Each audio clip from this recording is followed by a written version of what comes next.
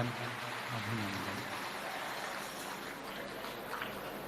जिन्होंने इस पवित्र पावन तीर्थराज में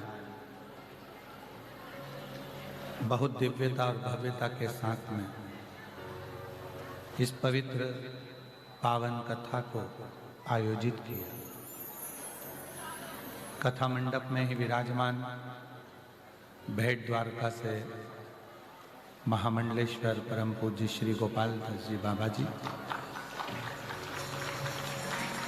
जिनका नित्य स्नेह इस व्यासपीठ पर मिलता है।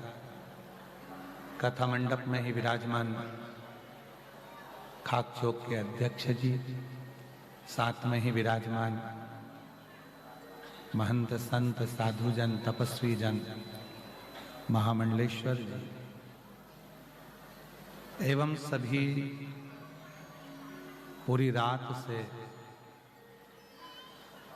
इस भयंकर कोहरे में जो पानी जैसा बरस रहा है और ऐसे कोहरे में भयंकर कोहरे में पूरी रात से इंतजार कर रहे इस कथा का ठंड में सभी शिव भक्त कथा के आज के यजमान श्री संजय तिवारी जी, श्री शनि देव धाम, श्री मनोज कुमार जी प्रधान जी, श्री बलवंत कुमार जी क्षेत्र पंचायत सदस्य श्रृंगवेरपुर धाम प्रयागराज से एक बार जोरदार ताली बजाकर सभी यजमान परिवार का स्वागत वंदन अभिनंदन। जिन्होंने इस कथा के मुख्य यजमान पद ग्रहण किया एवं अपने जीवन को सार्थक किया।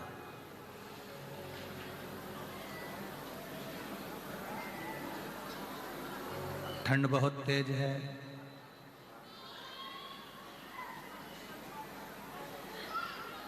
कम्बल ओढ़ के रखो, नहीं तो शरीर बिगड़ जाएगा। उसी तरह संसार की आंधी भी बहुत तेज है, शिव पुराण को ओढ़ के रखो, नहीं तो जीवन बिगड़ जाएगा।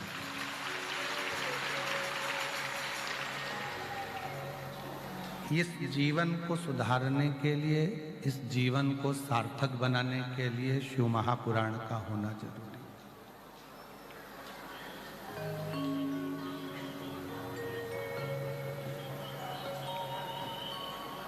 कई लोग कहते हैं गुरुजी हमारा घर बिगड़ गया, कई लोग कहते हैं गुरुजी हमारा परिवार बिगड़ गया। शिव महापुराण की कथा कहती है घर परिवार बिगड़ने से पहले हमारा आहार बिगड़ता है।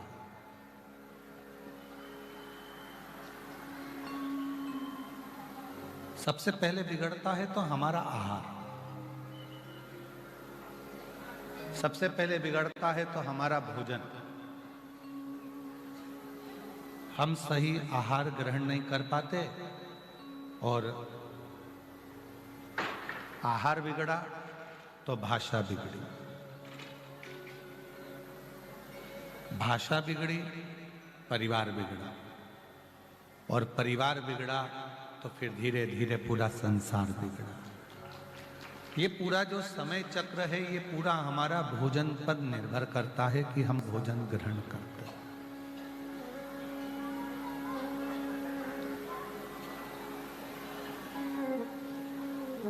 क्या आप लोगों के पास में पैसे की कमी है कि आप होटल का भोजन नहीं कर सकते?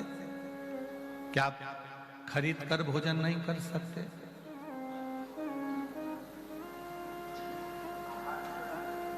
पर आप जब किसी मठ मंदिर में जाते हो, संतों के पास जाते हो, साधुओं के पास जाते हो, गुरुजन के पास जाते हो, माघ मेले में आते हो, कुबेरेश्वर बाबा की पवित्र धारा सीहोर में पहुंचते हो, तो सबसे पहला काम तुम ये करते हो कि हमें कुबेरेश्वर धाम की ही खिचड़ी को पाना है, होटल में नहीं भोजन करना। माघ मेले में आते हो तो आप सबसे पहले ये विचार करते हो कि हमें माघ मेले में संतों के दरवाजे से भिक्षावृत कर कर मांग कर थोड़ा सा भोजन करना।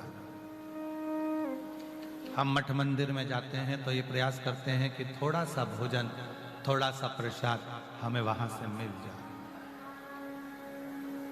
थोड़ा सा। और जब वो थोड़ा सा प्रसाद हमको मिलता है तो हमने अपने साल भर में जितना भी व्यर्थ का कुछ खा लिया होता है, व्यर्थ का कुछ पा लिया होता है, तो वो संत साधु मठ मंदिर या कहीं कुबेरेश्वर धाम की थोड़ी सी भोजन प्रसादी पाते हैं तो हमारे भीतर के जो गलत विचार हैं, गलत विकार हैं, वो धीरे धीरे समाप्त होते चले जाते हैं, धीरे धीरे समाप्त हो जाते हैं। उन विकारों को समाप्त करने के लिए संत के दरवाजे का, साधु के दरवाजे का, गुरुजन के दरवाजे का, शिव के दरवाजे का थोड़ा सा भाग जरूर है, थोड़ा सा।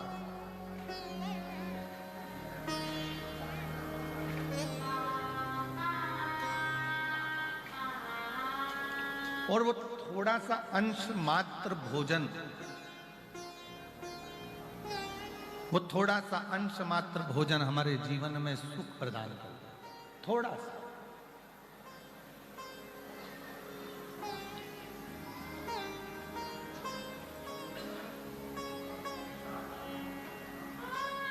आप आए हो शिव महापुराण की कथा को श्रवण करने के लिए, भगवान देवादिदेव महादेव के पवित्र चरित्र को धारण करने के लिए।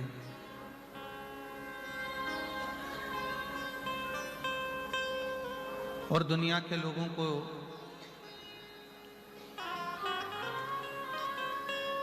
ये लगता है कि बताओ, इतनी कोहरे में, इतनी ठंड में कौन बोलता है तुमको कि रोड पर पड़े रहो रात भर, कम्बल ओढ़ कर, नीचे जमीन भी ठंडी है, ऊपर से पानी ओस जैसा गिर रहा है और आप अपनी कम्बल ओढ़ कर रात भर कथा का इंतजार कर रहे हो। रात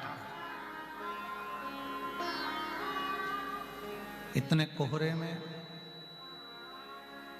इतनी ठंड में आप सीहोर वाले बाबा का इंतजार नहीं कर रहे हो। इतने ठंड में, इतने कोहरे में आप उस शिव का इंतजार कर रहे हो जो कैलाश पर बसता है, काशी में बसता है, उज्जैनी में बसता है।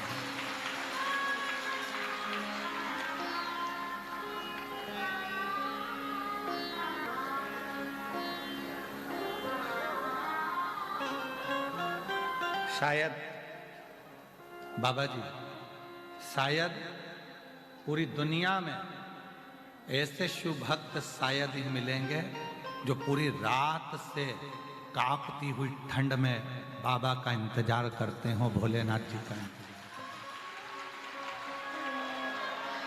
शायद पूरी दुनिया में,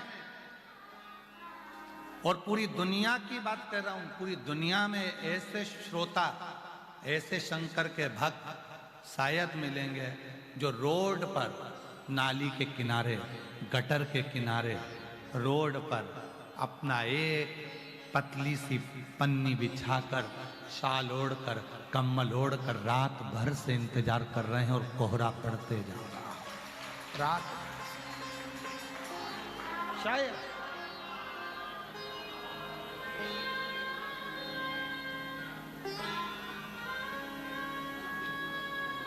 यहां आने से पहले एक बात कही थी आपसे।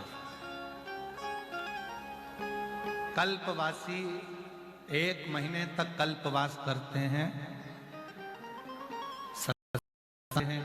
भजन करते हैं और पुण्य कमाकर लेकर जाते हैं।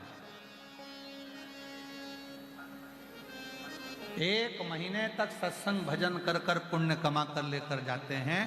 यहां आने से पहले कहा था कल्पवासी 1 महीने तक भजन तप कल्पवास करते हैं, और आपको और हमको केवल 5 दिन कल्पवास करने का मौका मिला है, और वो कल्पवास से हम भी पुण्य कमा कर लेकर जाए, हम भी पुण्य लेकर।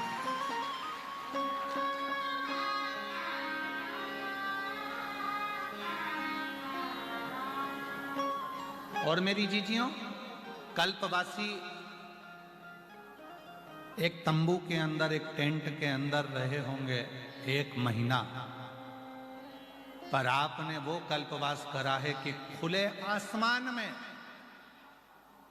रोड पर सोकर माई गंगा की गोद में संतों के आशीर्वाद से, साधुओं के आशीर्वाद से बैठकर रात निकालकर भगवान की कथा का रसतत्व ग्रहण करते हुए, भगवान की भक्ति को करते हुए अपने ये दिन निकाले हैं, अपने दिन।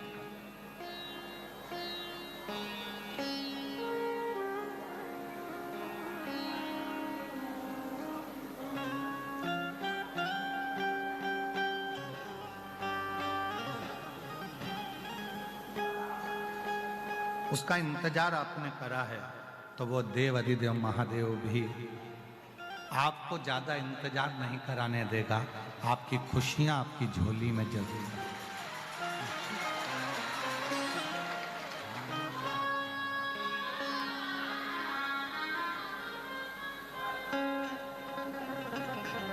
और सुन लो मेरे भोले त्रिपुरारी,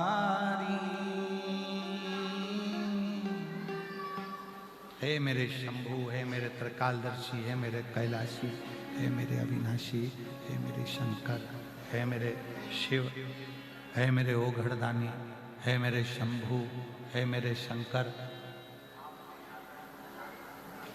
या आपकी कृपा से कुछ हमें जो श्वास मिली है, वो श्वास आज कृतार्थ हो गई, जो हमने गंगा जी के तट पर, त्रिवेणी के तट पर बैठकर, त्रिवेणी के घाट पर बैठकर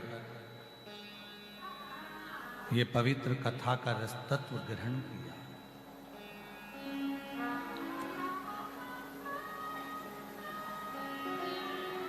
और मेरी टूटे ना भजन की लड़ी, भोले जी मैं तो कब से खड़ी, मेरी टूटे ना भजन की लड़ी, भोले जी मैं तो कब से खड़ी। बाबा तेरे दरवाजे पर मैं कितनी देर से प्रतीक्षा कर रही हूँ, कब से इंतजार कर रही हूँ, कब से बाट जो रही हूँ, कब से इंतजार कर रही हूँ। तेरी कृपा, तेरी करुणा, तेरी दया जरूर होगी, यह निश्चित है, और होगी। जब माता अंजना जी के सालों निकल गए, माता अंजना जी के गर्भ से संतान उत्पन्न नहीं, दुखी हो गई, कहां जाऊं, किससे कहूं कि मुझे औलाद नहीं हो रही है, मुझे संतान नहीं हो रही।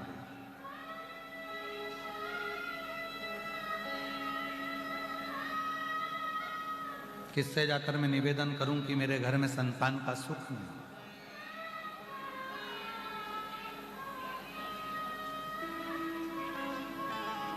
और केवल एक नारी होती है जिसको बहुत सुनना पड़ता है। संतान नहीं होती है तो लोग पुरुष को नहीं कहते हैं कि तुम्हारी औलाद नहीं हो रही है। संतान नहीं होती है तो लोग स्त्री को कहते हैं कि ये इसको औलाद नहीं हो रही है, संतान नहीं हो रही है, ये गर्भ से नहीं है, इसकी औलाद नहीं हो रही है, संतान नहीं हो रही है। अपशब्द भी अगर कहे जाते हैं तो केवल स्त्री को कहे जाते हैं।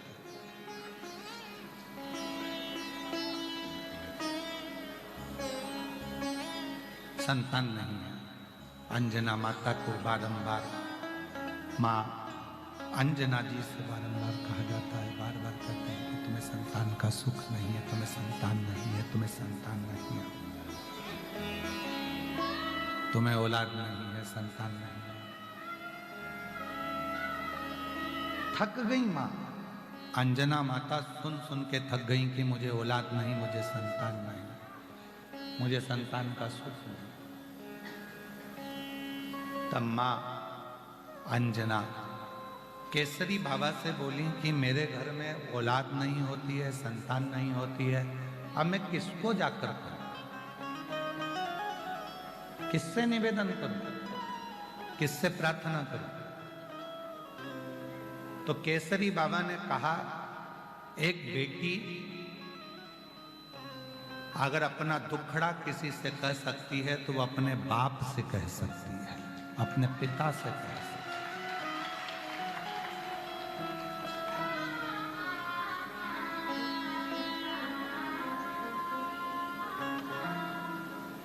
दो पिता हैं, एक ने जन्म दिया और दूसरे ने पालन किया। एक पिता अपना पिता, दूसरा वो परम पिता, दूसरा है वो परम पिता, वो देव अधिदेव महादेव भगवान शिव, वो घरदानी शंभु त्रिकालदर्शी कैलाशी अविनाशी शंकर, वो भी पिता। और मेरी जीजियों, आप बाहर की आवाज बढ़ा रहे हो, अंदर की आवाज नहीं बढ़ रही है।